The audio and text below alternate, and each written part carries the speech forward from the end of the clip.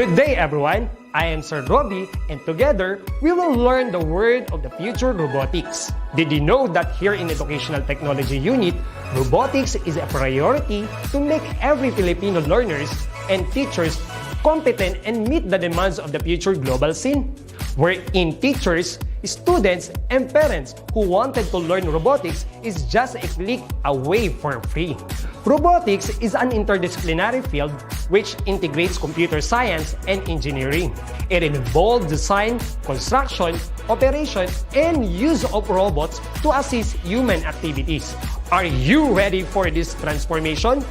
Soon in ICT's Educational Technology Unit. Come and join us and love the future para sa bata, para sa bayan, at para sa guro. Sulong edukalidad.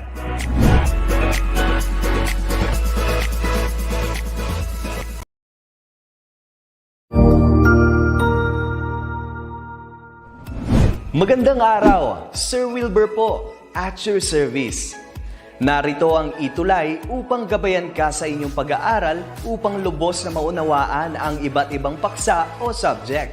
Ang ETUlay ay isang free online tutorial class na pinangungunahan ng ICT's Educational Technology Unit sa pamumuno ni Undersecretary Elaine Del B. Pascua. Ang programang ito ay hindi lamang para sa mga bata, kundi ito rin ay magsisilbing gabay sa mga magulang at mga guro kung paano nila ituturo o gagabayan sa bawat asignatura ang kanilang mga anak o mga estudyante. Sa kasalukuyan, ang self-learning module mula sa rehiyon ng Calabarzon at kilala sa tawag na pivot ang ginagamit sa ating ETUlay online class. Kaya ano pang hinihintay ninyo? Ihanda na ang inyong mga ballpen o lapis, papel o kwaderno at samahan kaming itulay ang pagkatuto para sa bawat batang Pilipino. Sama-sama tayong magtutulungan para malampasan ang mga hamon sa panahong ito. Halina't matuto kasama ang inyong online tutor sa oras na ito.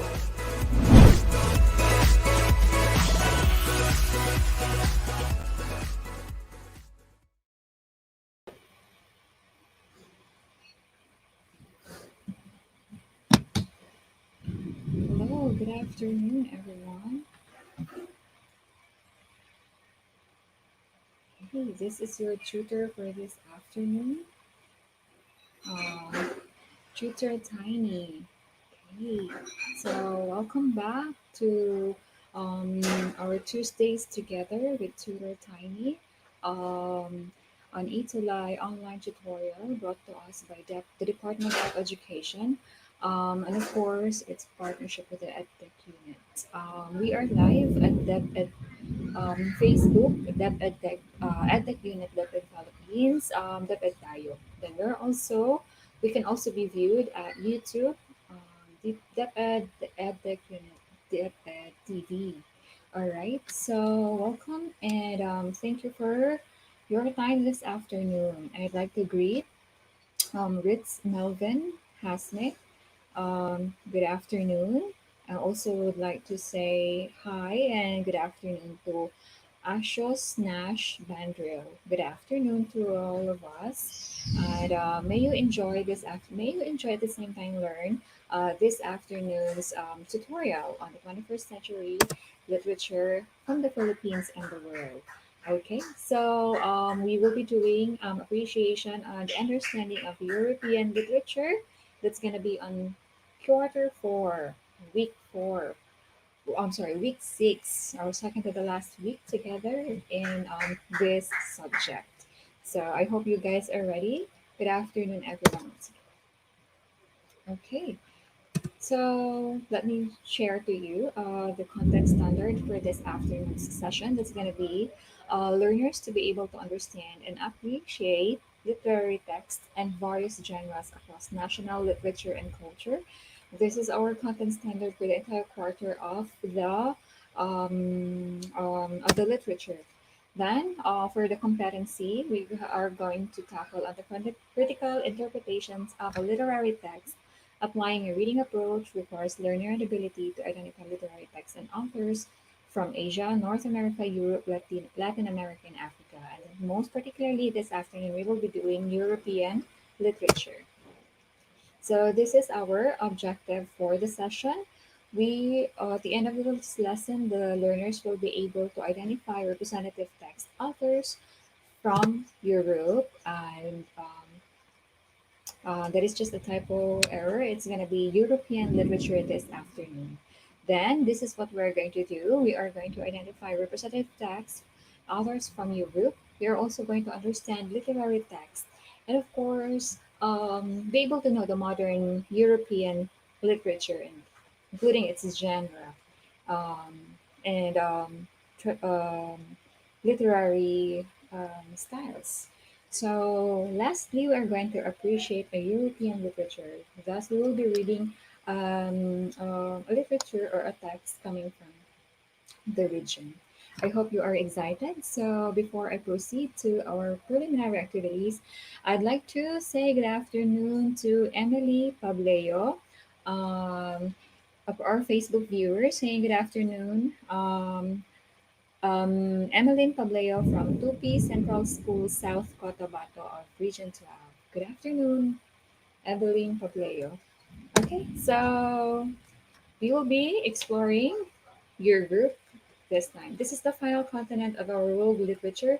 Um, we will know how literature of European literature influenced the world, and at the same time, European literature was also influenced by some parts of the earlier literature coming from the different parts of the world. Okay, so um, let's continue.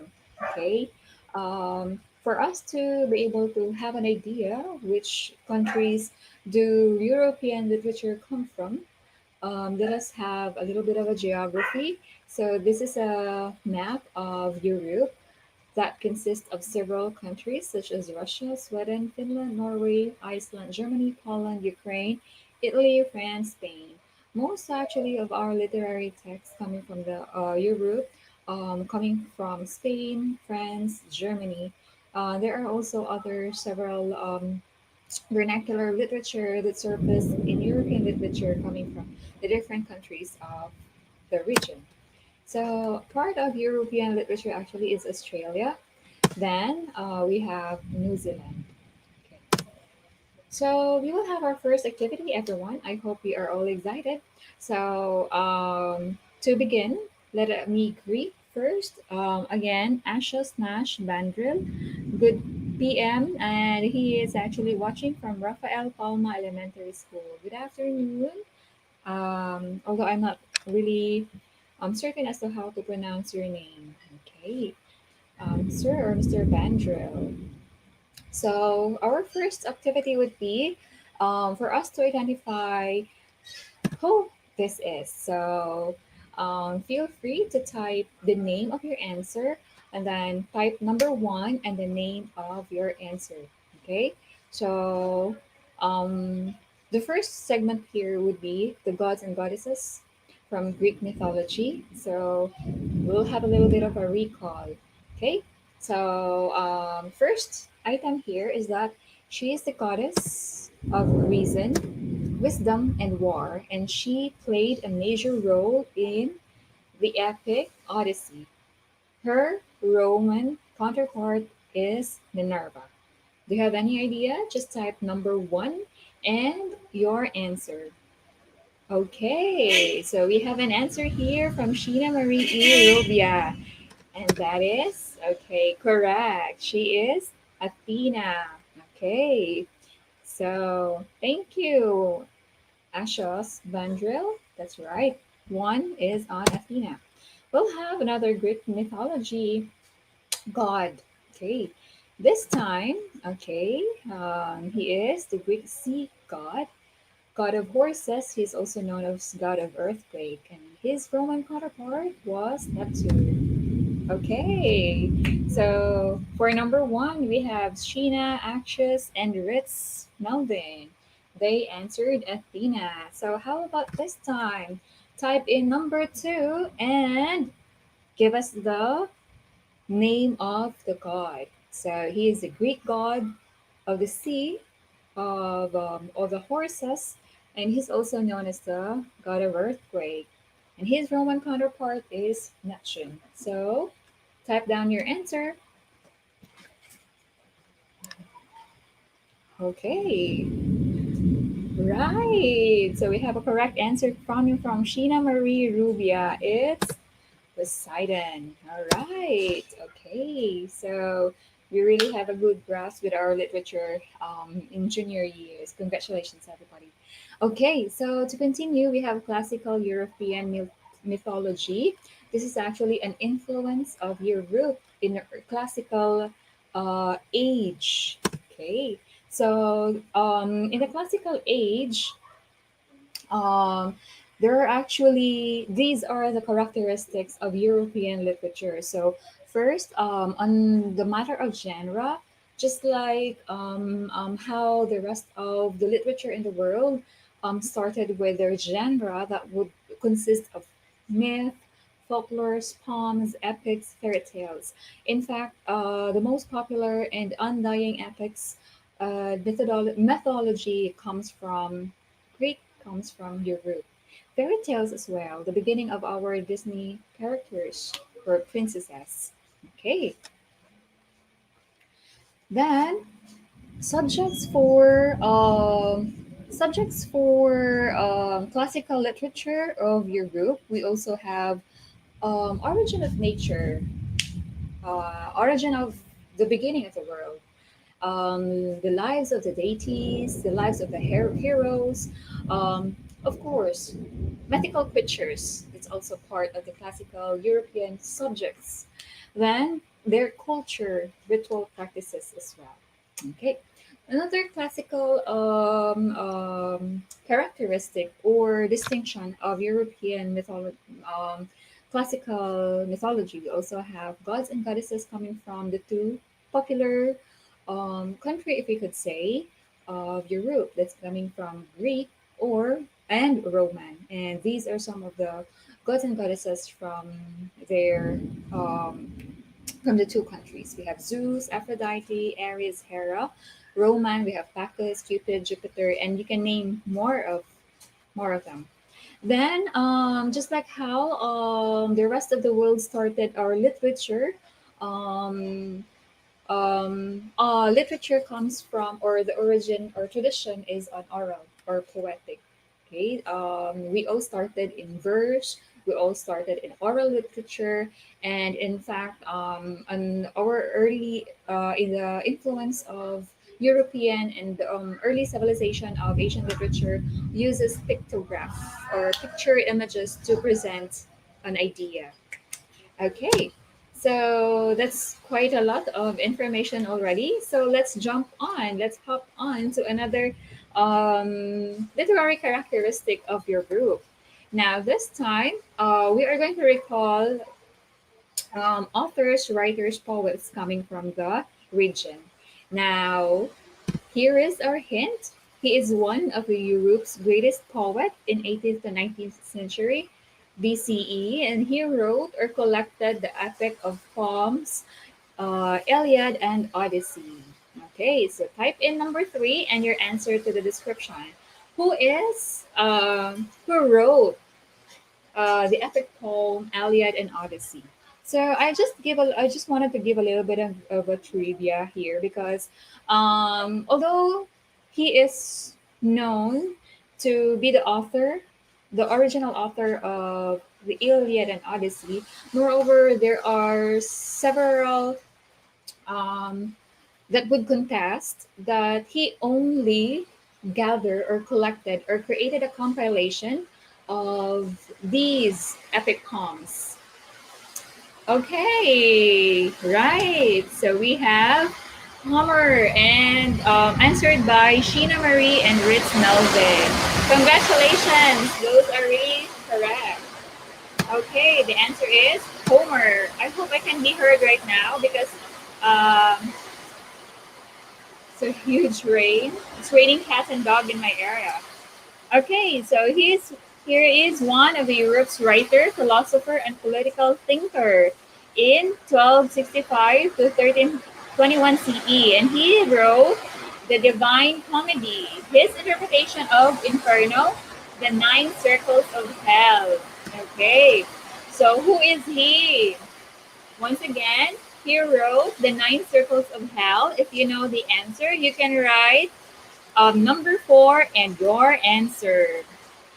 Okay, so we have here Akis Nash Bandril. He wrote here the several notable literary canon of Europe, coming from the classical literature. Okay, thank you so much for the information, Ash. Okay, let's have number four. Who wrote the Divine Comedy? Okay. Who wrote the Divine Comedy? All right, it's time for me to reveal the answer. Okay, it's Dante Alighieri. This is quite difficult, right? But it's okay. So our fifth question would be a playwright, a poet, and actor coming from London's greatest dramatists. So perhaps you know and have read the tragedy of Macbeth. He also wrote Romeo and Juliet. He wrote The Winter's Tale, and he is also a playwright. So who is he? Please comment down below your answer. Congratulations, yes, Sheena Marie E. Rubia. The answer is William Shakespeare. Okay, he's an hour avant-garde from your group. So more about this literary canon, we have Sophocles. He wrote Oedipus King, and he's a master of tragedy. We also have Aristophanes. He's a master of comedy. Then he wrote Lysistrata. We also have here Horace. He's popular on his satirical poetry. When we say satirical, that is something that has a poetry that provides criticism to the government system, to the political system, and to an organization. So that is what Horace is an expert of, or types of poems. We also have Joffrey Chaucer. He is actually using vernacular literature or vernacular language in his poetry. Then, to give you an idea, he actually collected and wrote the Canterbury Tales. Another notable person coming from your group, we have Miguel De Cervantes. He is a novelist, a poet, a short story writer, and he wrote the popular novel Don Quixote. And Don Quixote is our first, or is Europeans' first greatest novel to have been published. Okay, so coming from a source, we have here Cohen Walter in 2017 on his essay on history of European literature. Ancient literature, according to him, is divided into these literary periods. We have ancient European literature, those that consist of classical Latin and mythology and epics, likewise with fairy tales. Then we also have medieval European literature. That is what is known as the Dark Ages, because this is the fall of the Roman Empire, and it opens also avenue for vernacular literature. When we say vernacular literature, those literature that is not written in the classical Latin language, but literature written in a language from the different countries or countries of Europe. So that is what we call vernacular literature. I'd like to say good afternoon to Jillian Surilia. She's watching from New Canaan Integrated School, Alabel 1 District Division of Sarangani. Good afternoon. So we are actually on the part of the literary periods of Europe. Third to the literary period, we have the Renaissance period. This is the period of rebirth or the revival of the European literature. That would also reflect on the revival of the continents. So it is also marked according to the literary movements as the beginning of modern literature in Europe. That's going to be 1400s. To continue, we are now in the 14th to 18th century European literature. They call it as the age of reason and passion. This is actually also starting to the European literature is also is influenced by the three giants of Asian literature, which are India, Japan, and China. So these three countries, three Asian countries, um, influence each other in terms of literary genre and literary tradition even in the classical period, and it just rekindled or um, their reintegration with the types of literary traditions and literary strategies um, reopened or reconnected in the 14th to 18th century. So once again, these two countries, these two regions influence each other. It could be that European literature influenced Asia, and the rest of the world. Moreover, in the classical time, um, Japan, China, and India has also influenced Europe in the making of their classical literature. Moreover, European literature became more popular because it is widely read. Several countries, races were reached by European because of conquest, because of travel and diaspora. Moreover, their language is also widely accepted or widely read. That's why in the modern times, readership is very crucial, and at the same time, the language that the author is using is also critical for a literary piece to be read worldwide. And I believe you know that English and American English is a very dominant language. So let us continue going to 19th century European literature. This is known as the age of Romanticism, symbolism, and realism. So, as an example, a representative text coming from this century, it's one of the best of Dostoevsky. It's entitled Crime and Punishment. Then, in the 20th century, this is actually the age of deep questioning. Once again, 20th century European literature is the age of deep questioning. To quote on Cohen, she said, a deep questioning of all philosophical stability of individual personality, and a deep questioning of all philosophical or religious solutions to human problems. That's why if you have read Paulo Coelho, he has several collections of philosophical novels. One of the most popular is entitled The Alchemist. Another notable literary canon of Europe in the 20th century, we have Milan Kundera. He actually wrote An Unbearable Lightness of Being. This touches on realism of about two women and two men with a dog. So more about Paulo and Kundera. There are several other literary authors that are really popular nowadays, okay, in the 21st century. To mention, let me give you more.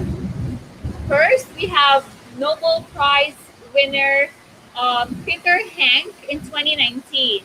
He is a novelist, a playwright at the same time, a translator, a poet, a film director, and a screenwriter from Austria. So, if you would notice, 21st century author does not only limit their writing literature, but they also are connected with the film industry. They're also connected with other forms of literature.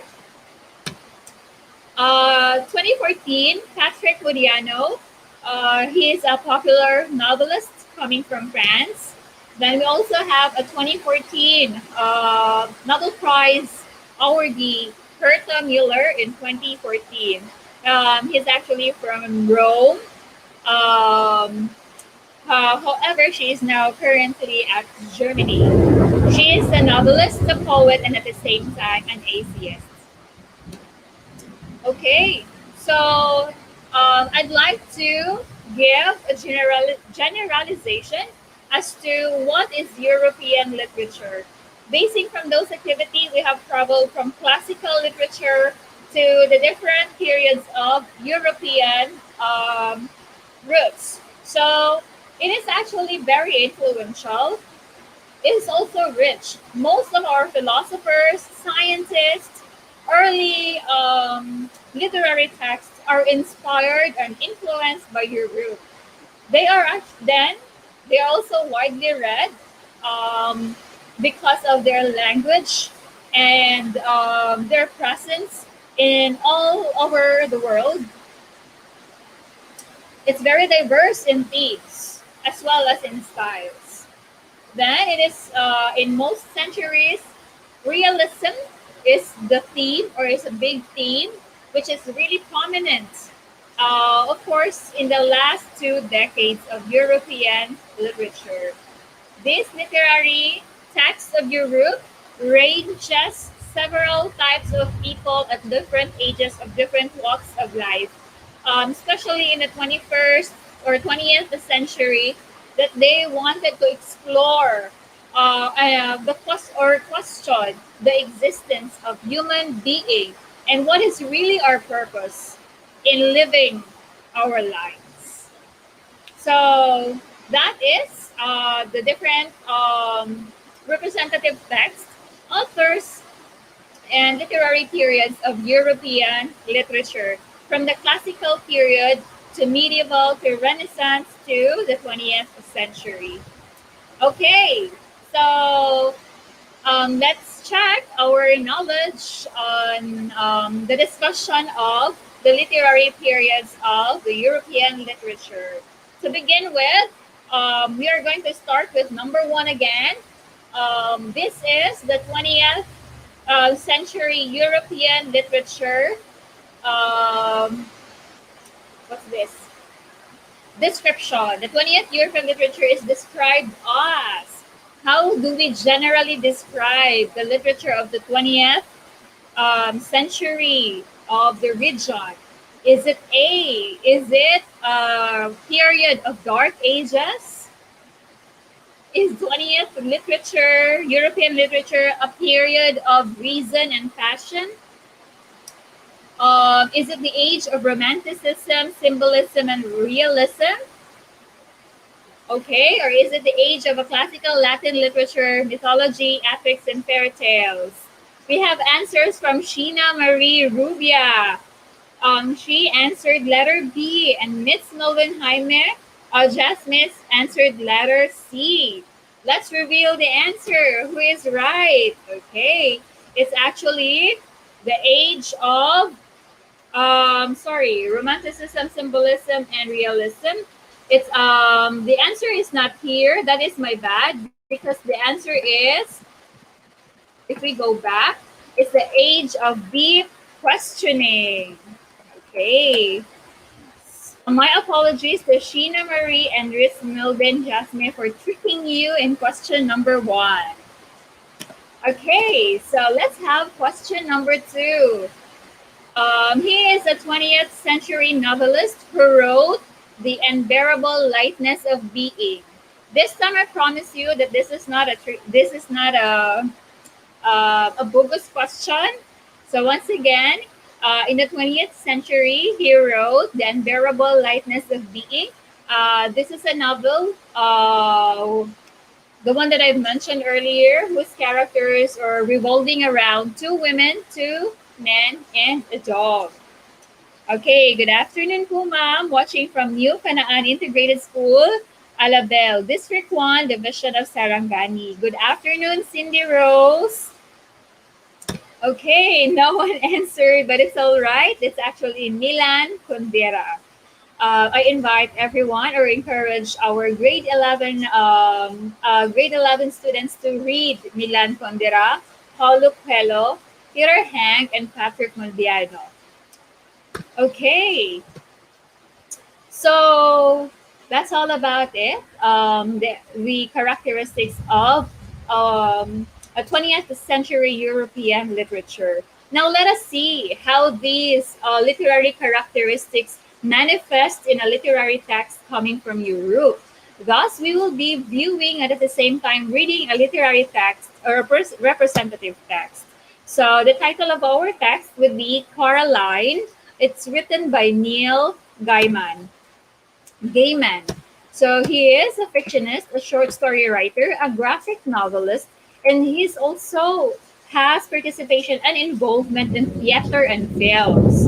Um, for our learners, he's still alive, and you can actually watch videos about his works, videos and interviews, podcasts with Neil Gaiman. You can watch him on YouTube. At the same time, you can also watch the movie Coraline. Okay, so this is actually the original book cover of the novel. He mentioned in one of his podcasts that this novel was actually a 10-year long creation, or he wrote this one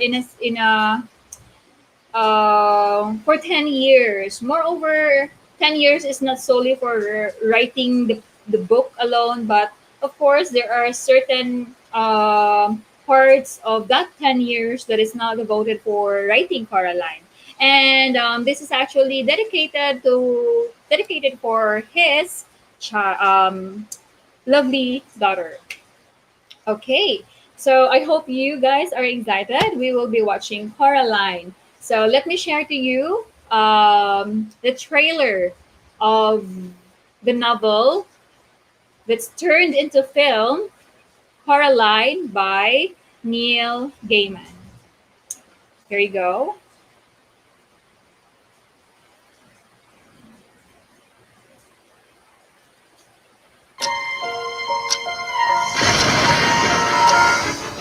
Coraline Jones always dreamed of finding a better world.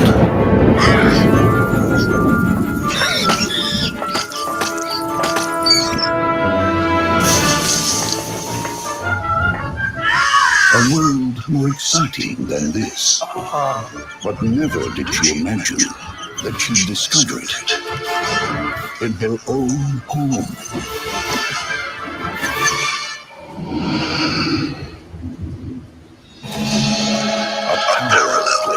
We've been waiting for you, Coraline. Her parents are always sorry, I love your bonnet! Can't believe we did this! and everything is so good.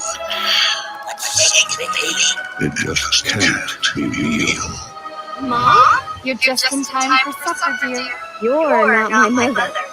My mother doesn't have... Buttons? Do you like them? I'm your other mother, silly. You probably think this world is a dream come true. But you're wrong. You do like it here, don't you, Coraline? You could stay here forever.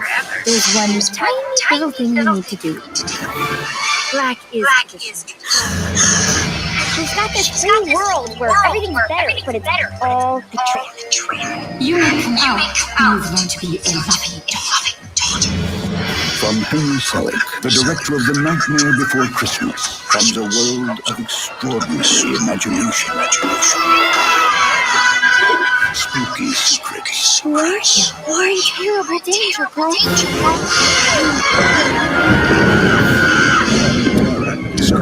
I still have to find my parents. Is something safe? This year, when adventure comes knocking, there are some doors that should never be opened.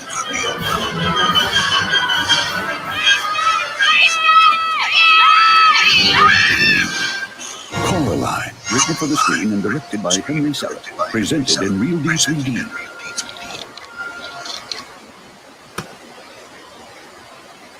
Okay, learners, parents, and teachers, Coraline by Neil Gaiman was actually published in 2012, and it was aired on television in 2019. So we are going to read parts of Coraline so that we can have more idea as to what is the story all about. At the same time, it will encourage you to read the entire book. We will be only reading an excerpt of the novel. So once again, I wish I could read aloud with you this excerpt of the novel, but let me go through it. It sounded like her mother. Caroline went into the kitchen where the voice had come from. A woman stood in the kitchen with her back to Caroline. She looked a little like Caroline's mother only her skin was white as pepper. Only she was taller and thinner. Only her fingers were too long, and they never stopped moving. And her dark red fingernails were curved and sharp. Caroline, that woman said, is that you? And then she turned around. Her eyes were big black buttons. Lunchtime, Caroline, said the woman. Who are you? Asked Caroline. I'm your mother, said the woman. Go and tell your other father lunch is ready. So she opened the door of the oven, and suddenly Caroline realized how hungry she was. It smelled wonderful. Well, go on. Okay, so dear learners, I'd like you to take note of these information coming from these paragraphs of the text. So the description of her mother, it sounded like her mother, meaning to say it is really not her mother. Then the setting is on the kitchen where she wanted to see who is in the kitchen. There you go. Her mother was defined or described as white, very, very white. She is also tall and thin compared to Caroline's mother. Take note as well on the description of the fingernails. And these fingernails are curved at the same time, red and sharp. Actually, Caroline had an apprehension as to who is this woman. So Caroline bravely asked this woman about who she is. And the mother, or this mother, simply or plainly answered Caroline that she is her mother. Okay? She is her other mother. Okay? And the woman continued by saying, or by telling, by requesting Caroline to say, go tell your other father that it's already lunchtime. All right. So it is clear by now that Caroline is having an encounter with her other mother and her other father. Okay. And as you can see, her other mother is oddly described. Okay. So let's go to the next paragraph. Caroline went down the hall to where her father's study was. She opened the door. There was a man in there, sitting at the keyboard with his back to her. Hello, said Caroline. I mean, she said to say that lunch is ready. The man turned around. His eyes were buttons, big and black and shiny. Hello, Caroline, he said. I'm starving. He got up and went with her into the kitchen. Okay, so see how does his other father looks like. His other father looks like just like her other mother. That's gonna be a button, no buttons under eyes, perhaps big and shiny and black. Okay. more or less his father may also have the same skin tone and color with the other mother. Okay, so dear listeners or viewers, if you were Coraline at your age, how would you feel? Okay, I'd like to ask our viewers, how would you feel about seeing if you were Coraline and you happened to see, went to the kitchen, and your mom suddenly become like her and your father suddenly become like him and claim that he is your other mother and other father. Okay, simply comment your response to our chat box. How will you feel if you were Coraline? Will you be like Coraline who bravely face and talk with them? Let me know. All right, let us continue reading. So they sat at the kitchen table, and Caroline's other mother brought them lunch. A huge golden brown roasted chicken, fried potatoes, tiny green peas. Caroline shoveled the food into her mouth. It tasted wonderful. Then the mother said, "We've been waiting for you for a long time," said Caroline's other father. "For me?" "Yes," said the other mother. "It wasn't the same here without you. But you know, you'd arrive one day and then we could be a proper family. Would you like some more chicken?" Okay, so that's them from the movie eating together with Caroline is with her other mom and eating with her other father, eating delicious roast chicken, potatoes, and tiny green peas. Okay, I'm starving now. To continue, it was the best chicken that Caroline had ever eaten. Her mother sometimes made chicken, but it wasn't always out of pockets or frozen, and was very dry, and it never tasted of anything. When Caroline's father cooked chicken, he bought real chicken, but he did strange things to it, like stewing it in a wine or stuffing it with prunes or baking it in a pastry. And Caroline would always refuse to touch it on principle. So she took some more chicken, and I didn't know I had another mother, said Caroline cautiously.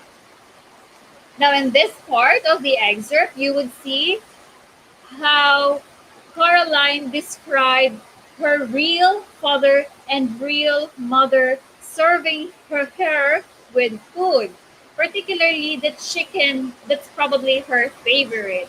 So her real mother would serve her frozen chicken or would serve her chicken, frozen chicken, and cook it for her, but it doesn't taste fresh because again, it's not fresh. That would really taste dry already. So if we could also say that perhaps these are processed chicken or processed food.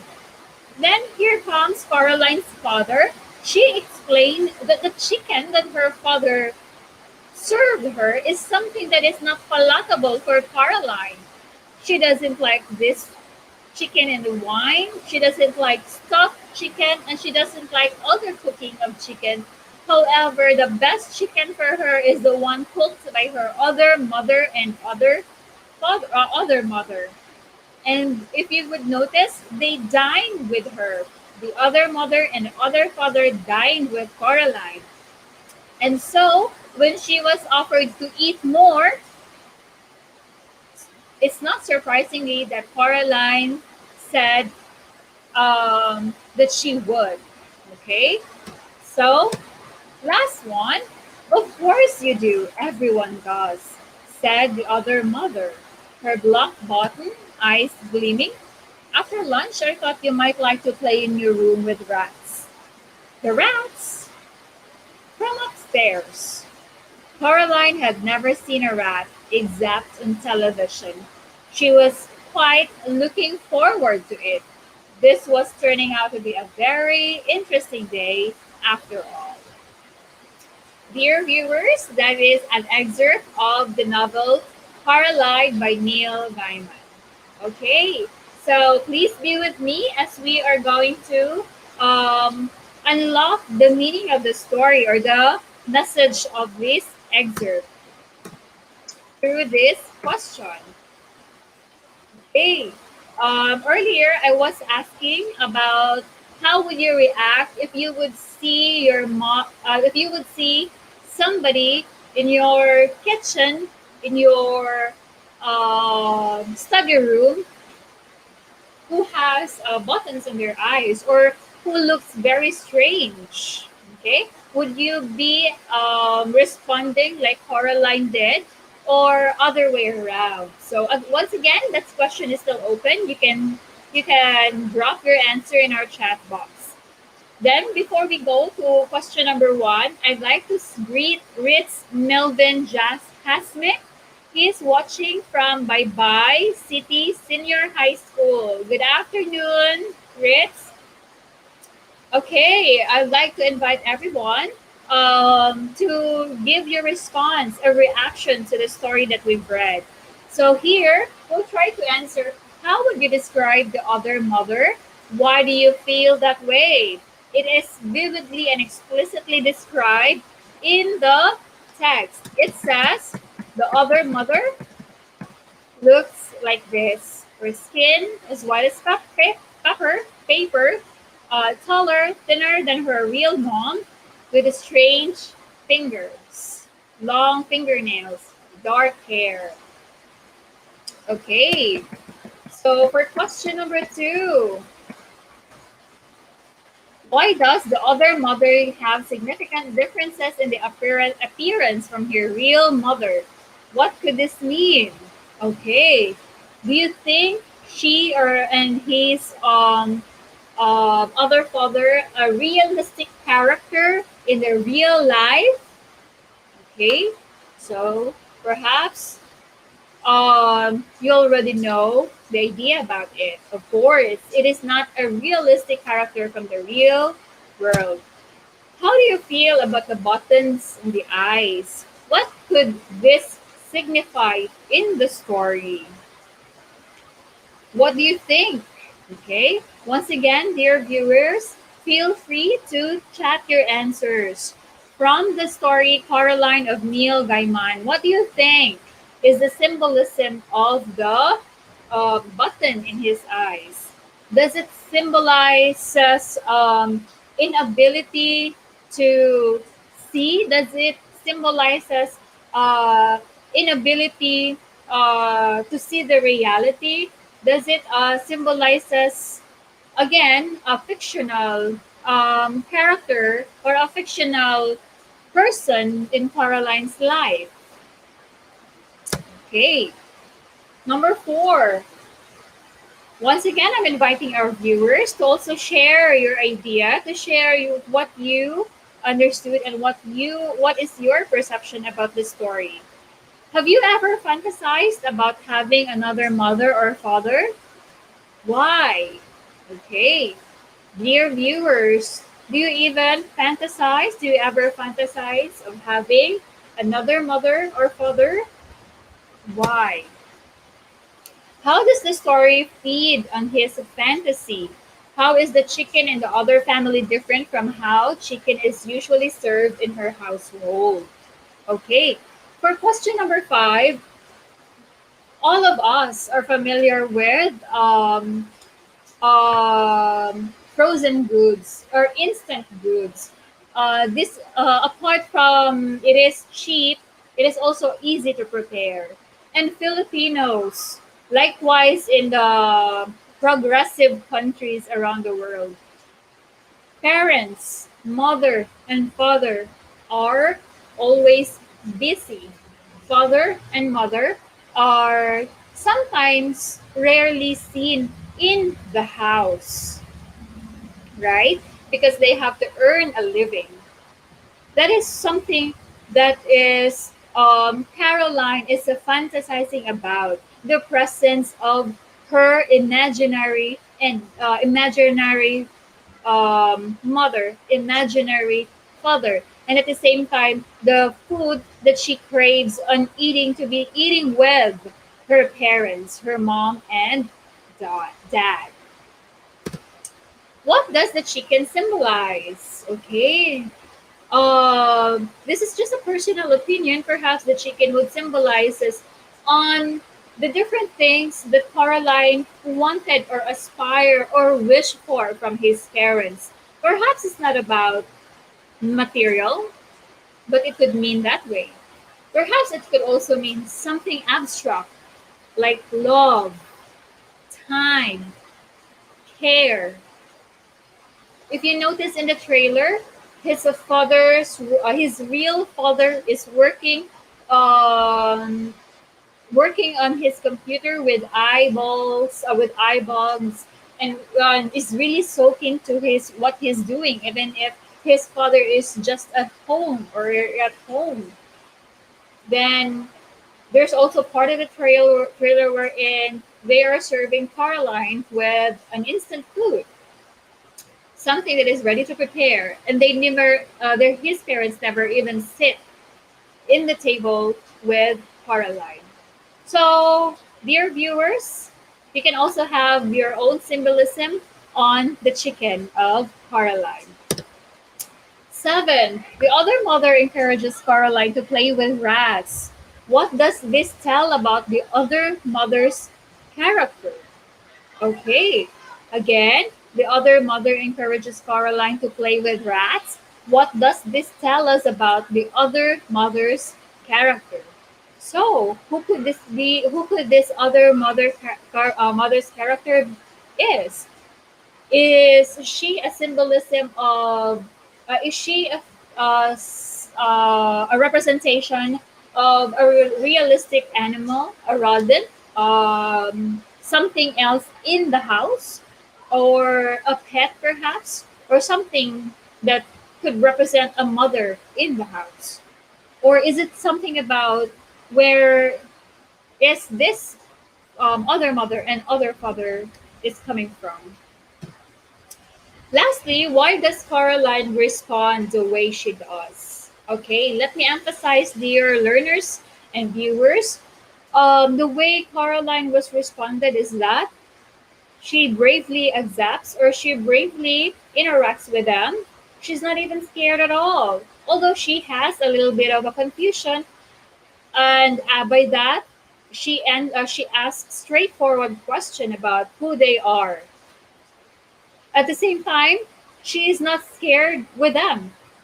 That's why perhaps we could really say that the other mother and other father is somebody within the house that is very familiar with him, although she given it a different persona, being the other mother and the other father. All right. So I hope you would be more interested to read on Caroline. This can be purchased. The book can be purchased at the same time the movie can be watched. So for this one, if you are still interested, dear viewers, you can also send us your chat. What do you think? Or what do you think what happens to the story? What is the next thing that would happen to Coraline? Would she go upstairs and play with the rats? Would she rather request more delicious food coming from her other mother? Or would she rather request her other mother to play with other father to play with her?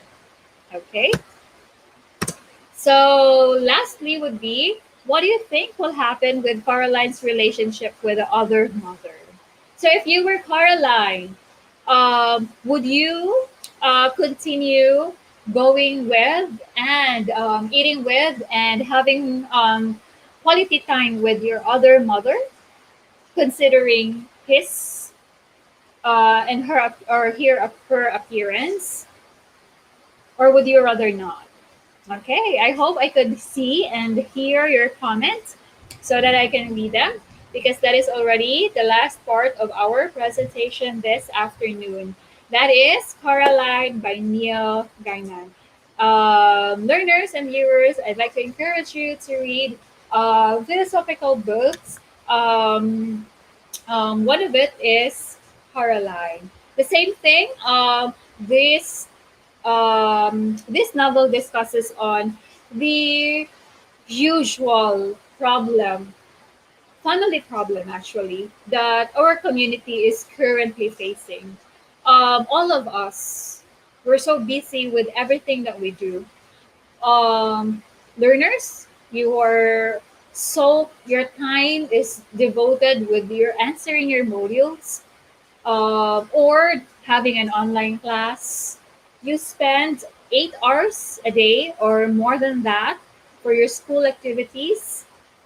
Likewise, your parents are almost out of the house, because they have to earn a living. Okay, there may be times that we need their affection. There are times that we need our parents to share the table with us. There are also times that we wanted something from our parents, not just a material thing. Not all parents can have the opportunity to give you that time and that much presence in the house. I would like to request from our learners that let us also understand our parents. We can have imaginary friends or an outlet of our craving for our parents' time. Moreover, let those outlets be something that is also productive. With that being said, I'd like to encourage our learners not to be in the unrealistic world of online gaming, not to be in the unrealistic world of social media. Okay? I also would like to request from our learners that to open up whatever your desire to your real parents. Your real parents is actually are caring for you, and if they could, they wanted to spend much time with you. Okay, so to our parents as well, like myself, as a parent myself, I would also like to make this an opportunity to call our parents in giving time at the same time, quality time, not just time, but quality time when we are at home. We hope that we can drop our work at home. Moreover, our children would really appreciate if we can have dinner with them, at least one meal a day, and of course, check on them as to how their day go by. Likewise, share your day as well to your children. And that would be all for my discussion this afternoon on European literature with Neil Gaiman and Caroline as our literary text coming from European literature. Good afternoon once again, viewers. Good afternoon. And thank you so much for staying with me in this session. This is your tutor, Tiny. Thank you for our Tuesdays together. I'll see you again next week. And goodbye, everyone. Thank you once again.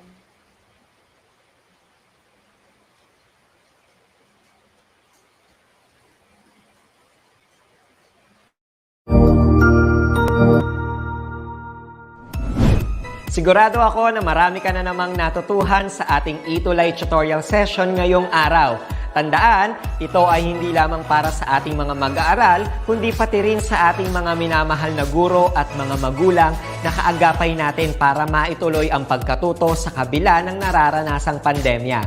Patuloy ding sumubaybay sa DepEd TV para sa mga araling ginawang video episodes. Mapapanood ito mula Lunes hanggang Sabado, alas 7 ng umaga hanggang alas 7 ng gabi sa inyong mga telebisyon. Abangan bukas mula 1:00 ng tanghali ang iba pang aralin sa ating ETUlay free online tutorial session sa Filipino.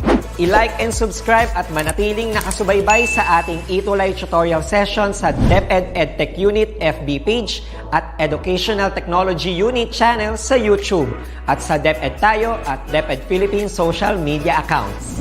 Paalam!